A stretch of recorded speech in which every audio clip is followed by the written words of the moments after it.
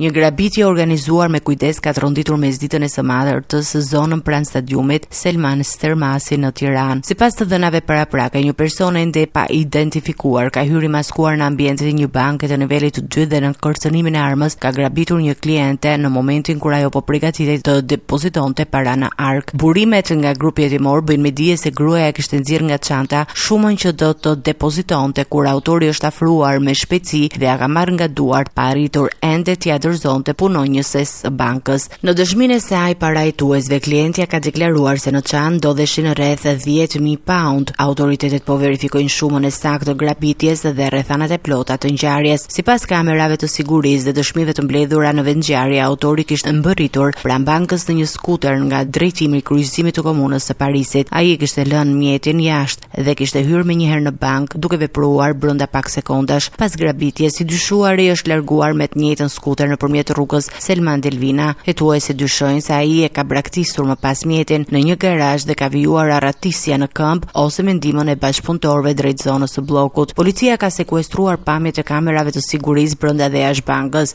ndërsa janë ngritur pika kontrolli në disa akse të kryeqytetit për të parë dhe për të bërë të mundur identifikimin dhe kapjen e autorëve. Hetimet janë përqendruar edhe në dyshimin se grabitësi mund të ketë patur informacion paraprak për lëvizjen e shumës së parave, pistë e cila po verifikohet nga grupi hetimor. Ndërkohë, forcat e rendit vijojnë kërkimin për autorin i cili u zhduk brenda pak minutash pas grabitjes.